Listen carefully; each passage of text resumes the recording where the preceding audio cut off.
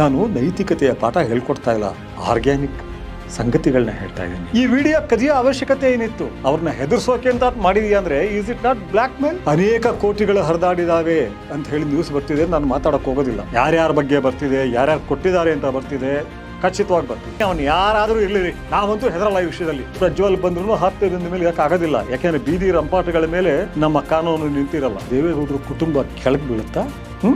ಅವ್ರು ಎಂತೆಂಥ ಹೋರಾಟಗಳು ಮಾಡಿದ್ದಾರೆ. ಇದು ಒಂದು ನೈತಿಕ ಹೋರಾಟ. ಆದರೆ ಇದರಿಂದ ನರಳೋಗಿರೋದು ಯಾರು ಗೊತ್ತಾ? ನಿಮಗೂ ಗೊತ್ತಿದೆ, ಆದರೆ ಹೆಚ್ಚು ಮಾತನಾಡ್ತಾ ಇಲ್ಲ. ಆ ಹೆಣ್ಣು ಮಕ್ಕಳು ನಿಜವಾದ ಸಂತ್ರಸ್ತೆಯರವರು. ಅಣುವಿನಷ್ಟು ಕೂಡ, ಉಪಾಣುವಿನಷ್ಟು ಕೂಡ ಲಾಭಕ್ಕೆ ಬಳಸ್ಕೊಳ್ಳೋಕ್ಕಾಗದೇ ಇರೋದು ಆ ಹೆಣ್ಣು ಮಕ್ಕಳಿಗೆ. ಅಲ್ಲಿ ನರಳ್ತಾ ಇದಾರಲ್ಲ ಹೆಣ್ಮಕ್ಳುಗಳು, ಆ ನರಳ್ತಾ ಇರೋದನ್ನ ನೆನೆಸ್ಕೊಳ್ಳಿ. ಅವ್ರು ನರಳ್ತಾ ಇರೋದಕ್ಕೂ ನಿಮ್ಮ ತಾಯಿ, ನಿಮ್ಮ ಅಕ್ಕ ತಂಗಿಯರು, ನಿಮ್ಮ ಹೆಣ್ಮಕ್ಳು, ನಿಮ್ಮ ಪತ್ನಿ ನರಳೋದ್ರಲ್ಲಿ ಏನಾದ್ರು ವ್ಯತ್ಯಾಸ ಇದೆಯಾ? ಅವರ ಮನ್ನಣೆ ಗಳಿಸೋಕ್ಕೋಸ್ಕರ ನೀವು ಕರುಣೆ ತೋರಿಸಬೇಡಿ.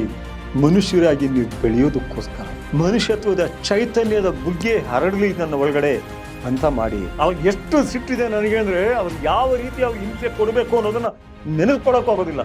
ಅವ್ರು ಹಂಚಿದಾರಲ್ಲ ಆ ದಗೆ, ಆ ಹೆಣ್ಣು ಮಕ್ಕಳ ಸಂಕಟದ ದಗೆ ಬೇಯಿಸಿಬಿಡುತ್ತೆ ಅವ್ರನ್ನ. ಕಾನೂನಿನ ಪ್ರಕಾರ ರೇಪ್ ಮಾಡಿದಾನೋ ಇಲ್ವೋ ನಾವು ಹೇಳಕ್ಕಾಗಲ್ಲ. ಆದರೆ ಆ ಪೆನ್ ಡ್ರೈವ್ ಹಂಚಿರೋ ಗುಂಪು ದೊಡ್ಡ ರೇಪಿಸ್ಟ್ಗಳು. ಯಾಕೆಂದರೆ ಆ ಹೆಣ್ಮಕ್ಳ ಬದುಕನ್ನು ಹಾಳು ಮಾಡಾಕ್ಬಿಟ್ರು, ಮೂರಾ ಬಟ್ಟೆ ಮಾಡಿಬಿಟ್ರು. ಸ್ನೇಹಿತರೆ, ಪ್ರಜ್ವಲ್ ಪ್ರಕರಣ ಏನೇನಾಗ್ತಿದೆ ನೋಡ್ತಾ ಇದ್ದೀರಿ. ಆರಂಭದಲ್ಲಿ ಸಾವಿರಾರು ಹೆಣ್ಣು ಮಕ್ಕಳನ್ನು ರೇಪ್ ಮಾಡಿದ ಕಿರಾತಕ ಅವನು ಅಂತ ಹೇಳಿ ಇಡೀ ಪ್ರಪಂಚ ಬಿತ್ತರಿಸ್ತು. ನಂತರದಲ್ಲಿ ಬೇರೆ ಬೇರೆ ಆಯಾಮಗಳು ತೆರ್ಕೊಳ್ಳೋದಕ್ಕೆ ಶುರು ಮಾಡಿದ್ವು. ಒಪ್ಪಿತ ಮಹಿಳೆಯರು ಇರಬಹುದು, ಬಹುಶಃ ಅವನು ರೇಪ್ ಮಾಡಿಲ್ಲದೆ ಇರಬಹುದು, ಆಮಿಷ ಒಡ್ಡಿರಬಹುದು. ಈ ರೀತಿ ಅನೇಕ ಸಂಗತಿಗಳು ಹೊರಬರೋದಕ್ಕೆ ಶುರು ಮಾಡಿದ್ರು. ಅಷ್ಟರಲ್ಲಿ ಅವ್ರ ತಂದೆ ರೇವಣ್ಣ ಅರೆಸ್ಟ್ ಆದರು. ಅಟ್ಲೀಸ್ಟ್ ಎಲ್ಲ ಅಂದ್ಕೊಂಡಿದ್ದು ರೇವಣ್ಣ ಅರೆಸ್ಟ್ ಆದ ತಕ್ಷಣ, ತಂದೆ ಅರೆಸ್ಟ್ ಆದ ತಕ್ಷಣ ಇವನು ಬರ್ತಾನೆ, ಮಗ ಬರಲಿಲ್ಲ. ಅದನ್ನು ತೆಗೆದುಕೊಂಡು ನಾವು ನೈತಿಕವಾಗಿ ಮಾತನಾಡೋಕ್ಕಾಗೋದಿಲ್ಲ.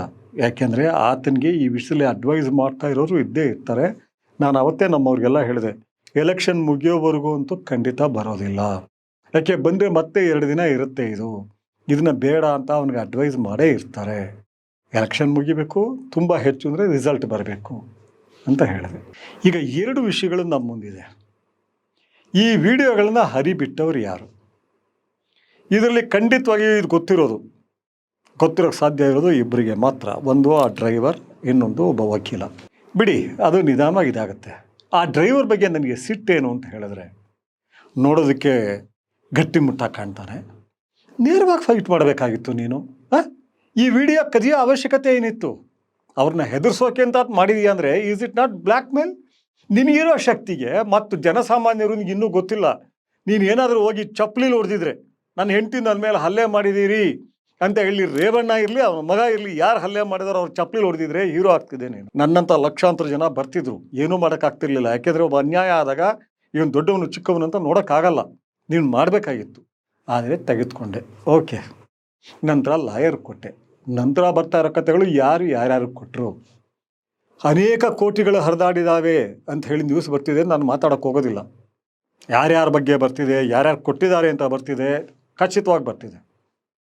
ಇದನ್ನೆಲ್ಲ ಮುಂದೆ ನಾನು ಮಾತನಾಡ್ತೀನಿ. ಯಾಕೆ ಅಂತ ಹೇಳಿದ್ರೆ, ನನಗೆ ಸುಳ್ಳು ಹೇಳೋದಕ್ಕೆ, ಬರೀ ಕತೆಗಳನ್ನ ಕೇಳಿ ಹೇಳೋದಕ್ಕೆ ಇಷ್ಟ ಇಲ್ಲ. ಇನ್ನೇನಾದ್ರು ಕೇಸ್ ಹಾಕ್ತಾರೆ ಅದು ಇದು ಗಾಬರಿ ಇಲ್ಲ ನನಗೆ.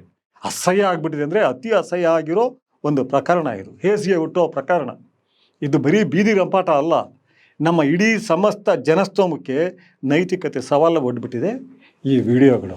ಇಲ್ಲಿ ಒಂದಂತೂ ಸ್ಪಷ್ಟ, ವಿಡಿಯೋ ಮಾಡಿಕೊಂಡವನು ಬಹುಶಃ ಅವನ ಪರ್ವರ್ಷನ್ಗೆ ಮಾಡ್ಕೊಂಡಿದ್ದಾನೆ. ಅದು ಅವನೇ ಹೇಳಬೇಕು, ಯಾಕೆ ಮಾಡ್ಕೊಂಡಿದ್ದೆ, ಏನು ಖುಷಿಗೆ ಮಾಡ್ಕೊಂಡಿದ್ದೆ.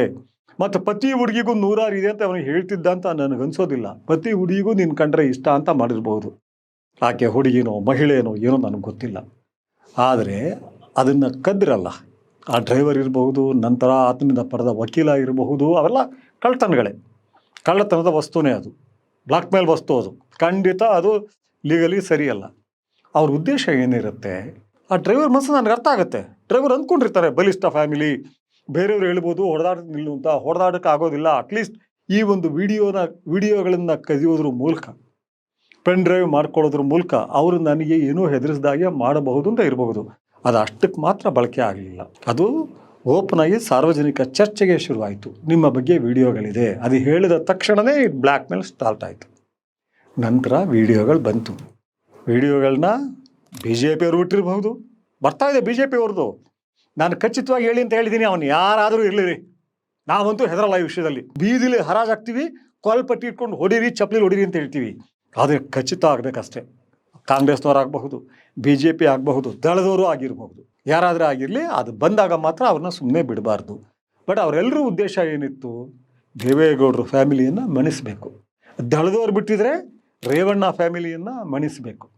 ಆದರೆ ಇವತ್ತು ಮಣಿಸಿದ್ರೆ ರೇವಣ್ಣ ಕೇವಲ 5-6 ದಿನದಲ್ಲಿ ಬೇಲಾಯಿತು.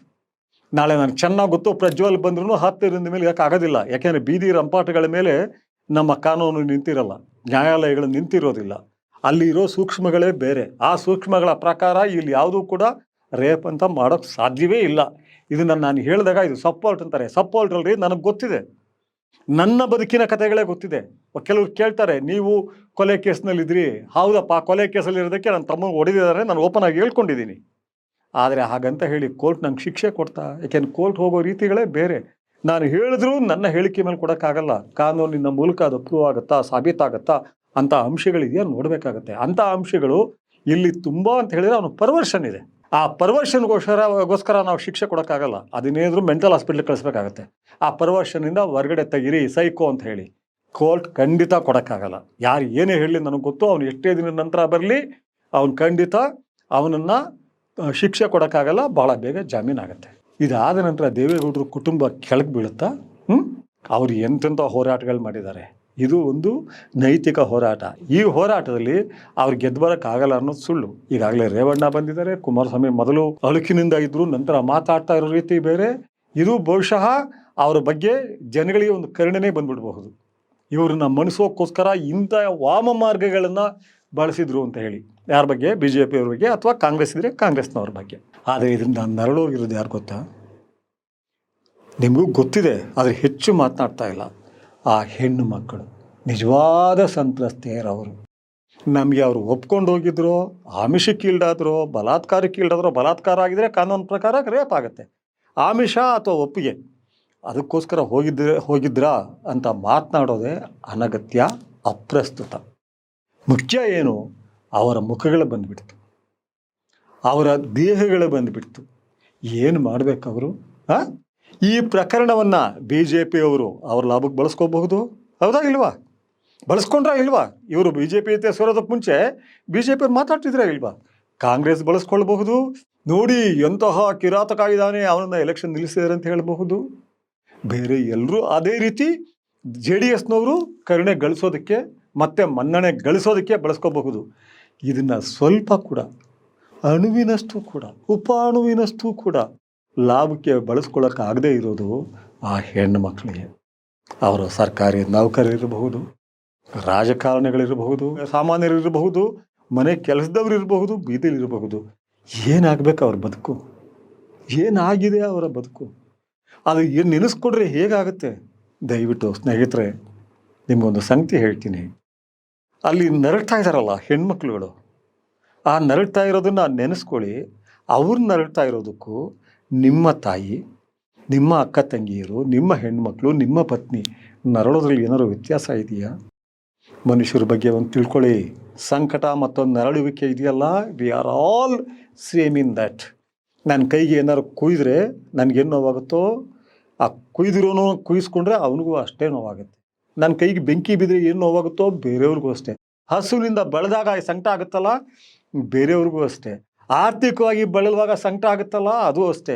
ಇದನ್ನು ದೊಡ್ಡ ದೊಡ್ಡ ಫಿಸಿಯಾಲಜಿಸ್ಟ್ಗಳು, ಸೈಕಾಲಜಿಸ್ಟ್ಗಳು ಇವರೆಲ್ಲ ಬಹಳ ಮಾತನಾಡಿದ್ದಾರೆ, ತುಂಬ ಮಾತನಾಡಿದ್ದಾರೆ. ಸಂಕಟ ಏನಕ್ಕೆ? ಬುದ್ಧ 2500 ವರ್ಷಗಳ ಹಿಂದೆ ಸಫರಿಂಗ್ ಬಗ್ಗೆ ಮಾತನಾಡ್ದ. ಅವತ್ತೇನಿತ್ತು? ಅವತ್ತು ಈ ರೀತಿ ಸ್ಪರ್ಧಾತ್ಮಕ ಜಗತ್ತಿತ್ತ.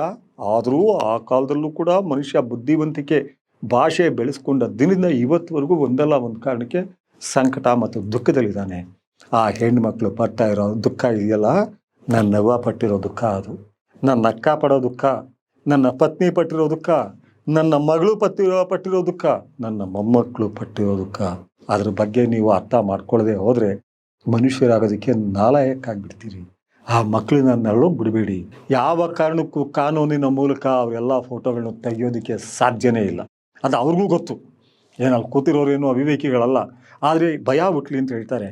ಆ ಭಯ ಬಿಟ್ಬಿಡಿ, ಅರ್ಥ ಮಾಡ್ಕೊಳ್ಳಿ. ನೀವು ನೋಡ್ತಾ ಇರೋ ಫೋಟೋ ಇದೆಯಲ್ಲ, ನೀವು ನೋಡಿ. ನಾನೇನು ನೀವು ಅರಸಿಕರಾಗಿರಿ, ಸುಂದರವಾದ ಹೆಣ್ಣುಮಕ್ಳು ಫೋಟೋ ನೋಡಬೇಡಿ, ದೇಹ ನೋಡಬೇಡಿ. ದೊಡ್ಡ ದೊಡ್ಡ ಹಾಲಿವುಡ್ ಆ್ಯಕ್ಟ್ರೆಸ್ಗಳಿದ್ದಾರೆ. ಆ ಫಿಲಮ್ಗಳು ನಾನು ಮರ್ತು ಬಿಟ್ಟಿದ್ದೀನಿ. ನಾವೆಲ್ಲ ನೋಡಿರೋದೇ ಅದನ್ನು. ಅವರು ಡಿಸಿಪ್ಲಿನ್ಡ್ ಬಾಡಿಗಳು, ಶಿಸ್ತಿನ ದೇಹಗಳು, ಜಗತ್ತಲ್ಲಿ ಜನ ನೋಡಲಿ ಅಂತಲೇ ಮಾಡಿದ್ದಾರೆ. ನೇಕೆಡ್ ಆಗಿ ಮಾಡಿದ್ದಾರೆ, ನ್ಯೂಡ್ ಆಗಿ ಮಾಡಿದ್ದಾರೆ. ನೋಡಲಿ ಜನ, ಅವ್ರು ಜನ ನೋಡದೆ ಹೋದರೆ ಇಟ್ ಇಸ್ ಎ ಫೇಲ್ಯೂರ್ ಅಂತಾರೆ. ಕೋಟ್ಯಾಂತರ ಜನ ನೋಡಬೇಕು ಅಂತ ಅವ್ರು ಬಯಸಿದ್ದಾರೆ. ಅದನ್ನು ನೋಡಿ. ಈ ಹೆಣ್ಮಕ್ಳು ಬಯಸ್ತಾ ಇಲ್ಲ. ನೀವು ನೋಡ್ತಾ ಇರೋ ಆ ಫೋಟೋ ಇದೆಯಲ್ಲ, ನಿಮ್ಮ ಮಗಳಿಗಿಂತ ಸ್ವಲ್ಪ ಭಿನ್ನ ಅಷ್ಟೇ, ನಿಮ್ಮ ಅಕ್ಕ ತಂಗಿಯರಿಗಿಂತ ಸ್ವಲ್ಪ ಭಿನ್ನ ಅಷ್ಟೇ. ಬಣ್ಣ ಸ್ವಲ್ಪ ಹೆಚ್ಚು ಕಮ್ಮಿ ಇರ್ಬೋದು, ಸೈಜ್ ಹೆಚ್ಚು ಕಮ್ಮಿ ಇರ್ಬೋದು. ಅದು ಬಿಟ್ಟರೆ ಅವರೇ ಅಲ್ವಾ. ಅವ್ರು ಇಷ್ಟಪಡ್ತಾ ಇಲ್ಲ ಅಂದಾಗ ಫಸ್ಟ್ ತೆಗೀರಿ. ನನಗೆ 7-8 ಜನ ಇದು ಮಾಡಿದ್ದು, ಅಣ್ಣ ಈ ಆಫೀಸರ್ ಕೇಳಿ ಅವ್ರನ್ನ ನೋಡೋಕ್ಕೆ ಇಷ್ಟಪಟ್ಟು ನಾನು ರೇಗಿದೆ. ನಾನು ಯಾಕ್ರಪ್ಪ ನೋಡ್ತೀರಿ? ನಾನು ನೈತಿಕತೆಯ ಪಾಠ ಹೇಳ್ಕೊಡ್ತಾ ಇಲ್ಲ, ಆರ್ಗ್ಯಾನಿಕ್ ಸಂಗತಿಗಳನ್ನ ಹೇಳ್ತಾ ಇದ್ದೀನಿ, ಅಂಶಗಳನ್ನ ಹೇಳ್ತಾ ಇದ್ದೀನಿ. ಆ ದುಃಖವನ್ನು ನೀವು ಎಂಜಾಯ್ ಮಾಡೋಕ್ಕೆ ಶುರು ಮಾಡಿದ್ರೆ, ನೋಡೋ ಇವಳು ಹೆಂಗೆ ಕೊಟ್ಟವಳೆ ಫೋಟೋ, ಬಟ್ಟೆ ಎತ್ತವಳೆ, ಇದೆತ್ತವಳೆ, ಆ ವಿಡಿಯೋಲ್ಲಿ ಕಳಿಸವಳೆ. ಬೇಡಿ, ನಿಮಗಲ್ಲ, ಆ ಅವಿವೇಕಿಗೆ ಕಳಿಸಿದ್ದು. ಯಾಕೆ ಕಳಿಸಿದ್ರು ಅವ್ರಿಗೆ ಮಾತ್ರ ಗೊತ್ತು. ಆ ಪ್ರಶ್ನೆ ಮಾಡೋ ಅಧಿಕಾರ, ಹಕ್ಕು ನಮಗಿಲ್ಲ, ನಿಮಗೂ ಇಲ್ಲ. ಆದರೆ ಅದನ್ನ ಬಳಲೋಗ್ತಿದ್ದಾರೆ. ಇವತ್ತು ಪ್ರಜಾವಾಣಿ ಪತ್ರಿಕೆಯಲ್ಲಿ ಅವ್ರಲ್ಲಿ ಯಾರೋ ಒಬ್ಬ ಹೆಣ್ಮಗಳು ಇಂಟರ್ವ್ಯೂ ಮಾಡಿದ್ದಾರೆ ಅವ್ರನ್ನ. ಅದಕ್ಕಿಂತಲೂ ಸಂಕಟ ಜಗತ್ತಲ್ಲಿ ಕಾಣೋದೇ ಇಲ್ಲ. ತಾಯಂದಿರಿಬ್ರು ಹೇಳ್ಕೊಂಡಿದ್ದಾರೆ. ನಮ್ಮ ಮಕ್ಕಳು, ಶಾಲೆಗೆ ಹೋಗೋ ಮಕ್ಕಳು ಬಂದು ನಮ್ಮನ್ನು ಕೇಳ್ತಿದ್ದಾರೆ, ಅಮ್ಮ ನಿನ್ ಬಂದಿದೆಯಂತೆ ವಿಡಿಯೋ. ಏನ್ರಿ ಇದು, ಏನಿದು? ಇದಕ್ಕಿಂತಲೂ ಸಂಕಟ ಯಾವುದಿದೆ? ಸಾವಿಗಿಂತಲೂ ಭೀಕರ ಈ ಸಂಕಟ. ಆ ಮಗುಗೆ ಚುಡಾಯಿಸಿರ್ತಾರೆ. ಅವ್ರು ಗೊತ್ತಿಲ್ಲ, 13-14 ವರ್ಷದವ್ರು, ನಿಮ್ಮ ಅಮ್ಮನ ಫೋಟೋ ಬಂದಿದೆಯಂತೆ, ನೇಕೆಡ್ ಅಂತೆ, ಯಾರ ಜೊತೆ ಇದ್ಲಂತೆ. ಬಂದಕ್ಕೆ ಆ ಹುಡುಗರಿಗೆ ಏನಾಗಿರುತ್ತೆ, ಆ ತಾಯಿಗೆ ಏನಾಗಿರುತ್ತೆ? ಆ ತಾಯಿ ಹೇಳ್ಕೊಂಡಿದ್ದಾಳೆ. ಕೆಲವ್ರು ಹೇಳ್ಕೊಂಡಿದ್ದಾರೆ, ನಮ್ಮ ಗಂಡದಿರು ಹೊರಗಡೆ ಹಾಕಿದ್ದಾರೆ. ಬರೀ ನನಗೆ ಮಾತ್ರ ಬೈತಿಲ್ಲ, ನನ್ನ ಅಕ್ಕ ತಂಗಿಯರು, ನನ್ನ ತಾಯಿಯಂದಿರು ನನ್ನ ಇಡೀ ಅಂಶ ಬೈತಿದ್ದಾರೆ. ಬೇಡ್ರಪ್ಪ, ಕೈ ಮುಗಿದು ಹೇಳ್ತೀನಿ, ಬೇಡಿ. ಇದು ಆಗಬಾರ್ದಾಗಿತ್ತು. ಆದರೆ ಅನೇಕ ಕನಸು ಬಿಡ್ತವೆ. ಈ ನಮ್ಮ ಬದುಕು ಕೂಡ ಒಂದು ಜೈವಿಕ ಕನಸು. ಇದನ್ನೇನು ನಾನು ಹೇಳ್ತಾ ಇರೋದಿಲ್ಲ, ದೊಡ್ಡವ್ರು ತುಂಬ ಹೇಳಿದ್ದಾರೆ. ನಿಮಗೆ ನಂಬ್ಸೋಕ್ಕೆ ಹೇಳ್ತಿಲ್ಲ. ಅದೊಂದು ಕೆಟ್ಟ ಕನಸು ಬಿತ್ತು. ಜೈವಿಕ ಕನಸುಗಳಲ್ಲಿ ಇದೊಂದು ಕೆಟ್ಟ ಕನಸು ಅಂತ ಹೇಳಿ ಅವರಿಗೆ ನೀವು ಪರಿಚಯ ಇದ್ರೆ, ಆ ಸಂತ್ರಸ್ತೆಯರಿಗೆ ಅವರ ಮನ್ನಣೆ ಗಳಿಸೋಕ್ಕೋಸ್ಕರ ನೀವು ಕರುಣೆ ತೋರಿಸಬೇಡಿ. ಮನುಷ್ಯರಾಗಿ ನೀವು ಬೆಳೆಯೋದಕ್ಕೋಸ್ಕರ, ಮನುಷ್ಯತ್ವದ ಚೈತನ್ಯದ ಬುಗ್ಗೆ ಹರಡಲಿ ನನ್ನ ಒಳಗಡೆ ಅಂತ ಮಾಡಿ. ಅದು ನಿಮ್ಮ ಬದುಕು ಒಳ್ಳೆಯದಾಗುತ್ತೆ. Mark my words. ಅದೇ ರೀತಿ ಇನ್ನೊಂದು ಸಂಗತಿ ಹೇಳ್ತೀನಿ, ನೀವು ಇದನ್ನು ಖಂಡಿತ, ಬೇರೆ ಇನ್ನೇನಿಲ್ಲ, ಇದನ್ನು ಮಾತ್ರ ನೋಡ್ಕೊಳ್ಳಿ. ಇದನ್ನು ಯಾರು ಈ ವಿಡಿಯೋಗಳನ್ನು ಹಂಚ್ತಾ ಇದ್ದಾರೋ, ಆ ಪೆನ್ ಡ್ರೈವ್ ಹಂಚ್ತಾ ಇದ್ದಾರೋ, ಯಾರು ಆನ್ಲೈನ್ನಲ್ಲಿ ಶೇರ್ ಮಾಡಿಕೊಂಡು ಕೇಕೆ ಒಂದು ವಿಜೃಂಭಣೆ ಅದರಲ್ಲಿ ತೊಡಗಿದಾರೋ, ತುಂಬ ನರಳ್ತಾರೋ ಅವರು. ತುಂಬ ಕಾಲ ಇಲ್ಲ, 16 ವರ್ಷ ಅಂತ ಹೇಳಬೇಡಿ. ಆದ ದಿನ ನೀವು ಹೇಳಬೇಕು, ಅವನು ಯಾರೇ ಇರಲಿ, ಎಷ್ಟೇ ದೊಡ್ಡ ನಾಯಕ ಇರಲಿ, ಅವನಿದಾನಲ್ಲ, ಇದನ್ನೆಲ್ಲ ಹಂಚಿರೋ ಗುಂಪಿದೆಯಲ್ಲ, ರಾಸ್ಕಲ್ಸ್ಗಳು, ಅವಾಗ ಎಷ್ಟು ಸಿಟ್ಟಿದೆ ನನಗೆ ಅಂದರೆ, ಅವ್ರು ಯಾವ ರೀತಿ ಅವ್ರಿಗೆ ಹಿಂಸೆ ಕೊಡಬೇಕು ಅನ್ನೋದನ್ನು ನೆನೆಸ್ಕೊಳ್ಳೋಕೆ ಆಗೋದಿಲ್ಲ. ಅವ್ರು ಹಂಚಿದಾರಲ್ಲ, ಆ ದಗೆ, ಆ ಹೆಣ್ಣು ಮಕ್ಕಳ ಸಂಕಟದ ದಗೆ ಬೇಯಿಸಿಬಿಡುತ್ತೆ ಅವ್ರನ್ನ. ಅಂತ ನೂರಾರು ಘಟನೆಗಳು ನನಗೆ ಗೊತ್ತು. ಅದರಿಂದ ಯಾರೂ ಬಚಾವಾಗಿಲ್ಲ. ನೀವು ದೇವೇಗೌಡರು ರಾಜಕೀಯ ಇದನ್ನು ಪ್ರಾಬಲ್ಯವನ್ನು ನಾಶ ಮಾಡೋಕ್ಕೆ ಹೋಗ್ಬಿಟ್ಟು ಸಾಮಾನ್ಯ ಹೆಣ್ಣು ಮಕ್ಕಳ ಬದುಕುಗಳನ್ನ ಹಾಳು ಮಾಡಿಬಿಟ್ರಿ ಕಣೋ, ರಾಸ್ಕಲ್ಸ್, ಹಲ್ಕಟ್ಗಳ. ನಿಮ್ಗೆ ಯಾವ ಭಾಷೆಯಲ್ಲಿ ಬಯಲೋ ನಾನು?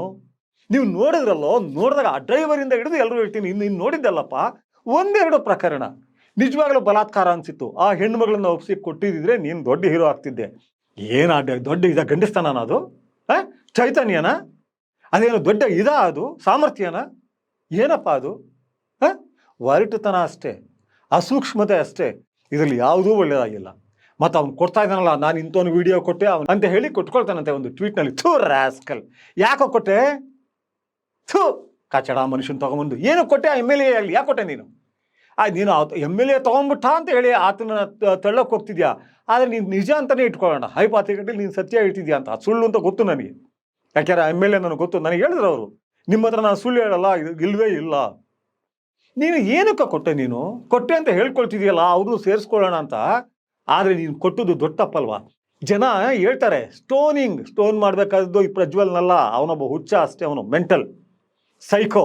ಇದನ್ನ ಹಂಚಿದ್ರಲ್ಲ ಮತ್ತು ಈಗ ಹಂಚ್ತಾ ಇದ್ದಾರಲ್ಲ ಅವ್ರಿಗೆ ಮಾತ್ರ ರಸ್ತೆ ಮಧ್ಯ ನಿಲ್ಲಿಸಿ ಚಪ್ಪಲಿಲ್ಲ, ಕಲ್ಲು ಹೊಡೆದ್ರು, ಪೊರ್ಕೆಯಲ್ಲಿ ಹೊಡೆದ್ರು, ಯಾವುದ್ರಲ್ಲಿ ಹೊಡೆದ್ರು ತಪ್ಪಿಲ್ಲ.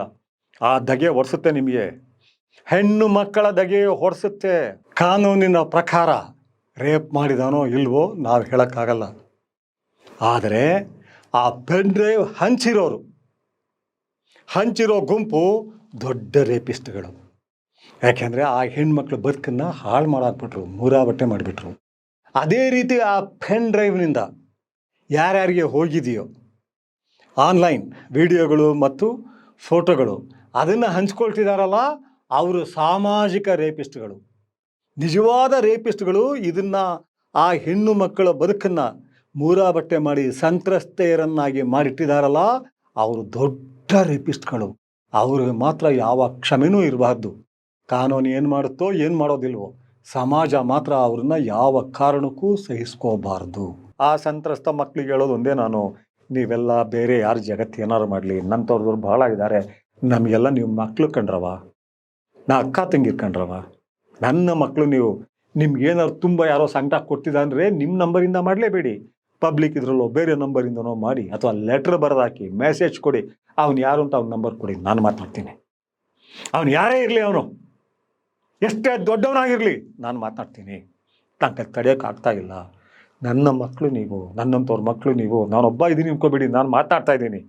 ಆದರೆ ಲಕ್ಷಾಂತರ ಜನ ಇದ್ದಾರೆ, ಅವರು ನಮ್ಮ ಜೊತೆ ಮಾತನಾಡ್ತಾ ಇರ್ತಾರೆ. ನಾವೆಲ್ಲ ನಿಮ್ಮ ಜೊತೆಗೆ ಇದ್ದೀವಪ್ಪ. ಇಲ್ಲಿ ಕೈ ಇಟ್ಕೊಂಡು ಹೇಳ್ತೀನಿ, ನನ್ನ ಹೆಣ್ಮಕ್ಳು ನೀವು, ನನ್ನ ಕುಟುಂಬದ ಹೆಣ್ಣು ಮಕ್ಕಳು ನೀವೆಲ್ಲ ನನ್ನ ಅಕ್ಕಂದಿರು ಸಾಧ್ಯನೇ ಇಲ್ಲ ಬಿಡಿ, ನನಗಿಂತಲೂ ವಯಸ್ಸಾಗಿರೋ ಚಾನ್ಸೇ ಇಲ್ಲ. ನನ್ನ ಮಕ್ಕಳು, ನನ್ನ ಕಟ್ಟ ಕಡೆ ತಂಗಿಯರು ನೀವೆಲ್ಲ, ನೀವು ನರಳಬೇಡಿ, ನೀವು ನರಳಬೇಡಿ. ನಂತರ ಇದ್ದಾರೆ, ಧೈರ್ಯ ತಂದ್ಕೊಳ್ಳಿ. ಕೆಟ್ಟ ಕನಸಿದು, ಇದಾಗಬಾರ್ದಾಗಿತ್ತು. ಆ ಸಂಬಂಧ ಇದು ಹೇಳಿಲ್ಲ, ಈ ವಿಡಿಯೋ ಬರದೇ ಹೋಗಿದ್ರೆ ಗೊತ್ತಾಗ್ತಿರ್ಲಿಲ್ಲ. ವಾಸ್ತವ ಹಾಗೇ ಇರ್ತಿತ್ತು. ನಿಮ್ಮ ಬದುಕು ನಿಮ್ಗೆ ಇರ್ತಿತ್ತು, ಬೇರೆಯವ್ರ ಬದುಕು ಅವ್ರಿಗೆ ಇರ್ತಿತ್ತು. ನೀವು ಯಾರಿಗೂ ಆಹಾರ ಆಗ್ತಿರ್ಲಿಲ್ಲ, ಜಗಿಯೋದಕ್ಕೆ ಸಾಧ್ಯ ಇರ್ತಿರ್ಲಿಲ್ಲ. ಆದರೆ ಹಾಗಂತ ಹೇಳಿ ನಿಮ್ಮ ಬದುಕು, ನಿಮ್ಮ ಮಕ್ಕಳ ಬದುಕು ನರಳಿರ್ತಾರೆ. ನಿಮ್ಮ ಗಂಡನೇ ಇರ್ಬೋದು, ಅಣ್ಣ ತಮ್ಮ ಇರ್ಬೋದು, ಸಂಕಟ ಆಗಿರ್ತಿದ್ದು. ಅವ್ರದ್ದು ನಾಟಕದ ಅಲ್ಲ ಅದು. ಯಾಕೆಂದ್ರೆ ಈ ಸೊಸೈಟಿ ನನಗೆ ಗೊತ್ತು, ಇದ್ದಕ್ಕಿದ್ದಂಗೆ ಅವ್ರು ಬಿಟ್ಟು, ಅವ್ರ ಸಂಬಂಧಿಸಿದವ್ರು ಬಿಟ್ಟು ಇನ್ನೆಲ್ಲ ಉತ್ತಮ ಆಗಿಬಿಡ್ತಾರೆ, ನೈತಿಕವಂತರಾಗ್ಬಿಡ್ತಾರೆ. ಯಾವ ಕಾರಣಕ್ಕೂ ನೀವು ಕಂಗಿಡಬೇಡಿ. ಕೆಟ್ಟ ಕನಸು ಬಿದ್ದಿದೆ ಅಂತ ತಿಳ್ಕೊಳ್ಳಿ. ನಿಮ್ಗೇನೇ ತೊಂದರೆ ಆದರೂ ನಮ್ಮಂಥವ್ರು ಇದ್ದಾರೆ. ಇವತ್ತು ಪ್ರಜಾವಾಣಿಯಲ್ಲಿ ಮಾಡಿದಾರಲ್ಲ, ತುಂಬ I like it A lot. ಬೇರೆ ಆ್ಯಂಗಲ್ ತೊಗೊಂಡು ಹೋಗ್ತಿದ್ದಾರೆ, ಅದು ಮುಖ್ಯ. ಇದು ಬಿಡಿ, ಇದರಿಂದ ಏನೂ ಆಗೋದಿಲ್ಲ, ರಾಜಕಾರಣಿಗಳಿಗೆ ಏನೂ ಆಗೋದಿಲ್ಲ, ಅಸೂಕ್ಷ್ಮ ಜನಗಳವರು. ಆದರೆ ಆ ಧಕ್ಕೆ ಮಾತ್ರ ಎಕ್ಸಿಸ್ಟೆನ್ಷಿಯಲ್ ಥಿಂಗ್, ಅಸ್ತಿತ್ವದಲ್ಲಿದೆ. ಅದು ಸುಟ್ಟಾಕಿಬಿಡುತ್ತೆ. ಇವತ್ತು ನನಗೆ ಇಷ್ಟು ಸೆಟ್ ಬರ್ತಾ ಇರೋದಕ್ಕೆ, ಆ ಧಗೆ, ಆ ಸಂಕಟ ಆಗಿರೋದಕ್ಕೆ. ನಂತರ ಹೇಳ್ಕೊಳ್ಳದೆ ಬಹಳ ಜನ, ನಮ್ಮ ಅಕ್ಕ ಇವರೆಲ್ಲ ಮಾತಾಡಿದ್ರು. ಅಕ್ಕ ಹೇಳಿದ್ರು, ಶ್ರೀಧರ ನಂಗೆ ಸಂಕಟ ಆಗುತ್ತಪ್ಪ, ಆ ಹೆಣ್ಮಕ್ಳು ಎಷ್ಟು ನರಳ್ತಿರ್ಬೋದು ಅಂತ ನಂಗೆ ಸಂಕಟ ಆಗುತ್ತೆ ಅಂತ ನನ್ನ ಅಕ್ಕ ಹೇಳ್ಕೊಂಡ್ರು. ಇದು ಎಲ್ಲರನ್ನೂ ಸಂಕಟ ಮಾಡಿದೆ, ಮಹಿಳೆಯರಿಗಂತೂ ತುಂಬ ಸಂಕಟ ಮಾಡಿದೆ. ನಾನು ಅನೇಕ ಹೆಣ್ಮಕ್ಳ ಜೊತೆ ಮಾತಾಡಿದ್ದೀನಿ, ಅವರೆಲ್ಲ ಹೇಳ್ತಾರೆ ಆ ಹೆಣ್ಮಕ್ಳು ನಿಲ್ಲಿಸ್ಕೊಂಡ್ರೆ ಸಂಕಟ ಆಗುತ್ತೆ ಅಂತ. ಎಲ್ಲರೂ ನಿಮ್ಮ ಪರ ಇದ್ದಾರೆ. ಈ ನೈತಿಕತೆನ ಬಿಟ್ಬಿಡಿ. ಕಾನೂನು ಪ್ರಕಾರ ನೀವು ತಪ್ಪು ಮಾಡಿಲ್ಲ, ಮತ್ತು ಮನುಷ್ಯತ್ವದ ಪ್ರಕಾರಲ್ಲೂ ಆ ನೆಲೆಯಲ್ಲೂ ನೀವು ಯಾವ ತಪ್ಪು ಎಸಗಿಲ್ಲ, ಅಪರಾಧ ಎಸಗಿಲ್ಲ. ಯಾರ ಬದುಕನ್ನು ಹಾಳು ಮಾಡೋಕ್ಕೋಗಿಲ್ಲ, ನೀವು ಯಾರ ಬದುಕನ್ನು ನೀವು ನಾಶ ಮಾಡೋಕ್ಕೋಗಿಲ್ಲ. ಧೈರ್ಯವಾಗಿರಿ, ಧೈರ್ಯ ತಂದ್ಕೊಳ್ಳಿ, ನಿಮ್ಮ ಮಕ್ಕಳನ್ನ ಚೆನ್ನಾಗಿ ಇದು ಮಾಡ್ಕೊಳ್ಳಿ. ನಿಮ್ಗೆ ಏನು ಸಂಕಟ ಬರೋರು ನನ್ನಂಥವ್ರು ಇದ್ದಾರೆ, ನಾನು ಅಲ್ಲ, ನನ್ನಂಥವ್ರು ಬಹಳ ಜನ ಇದ್ದಾರೆ. ನಿಮ್ಮ ನಂಬಿಕೆ ಬರೋರ ಜೊತೆ ಮಾತನಾಡಿ. ಈ ದುಃಖದಿಂದ, ಈ ಸಂಕಟದಿಂದ, ಈ ಬೇಗೆಯಿಂದ, ಈ ದಗೆಯಿಂದ ಹೊರಗಡೆ ಬನ್ನಿ. ನಮಸ್ಕಾರ.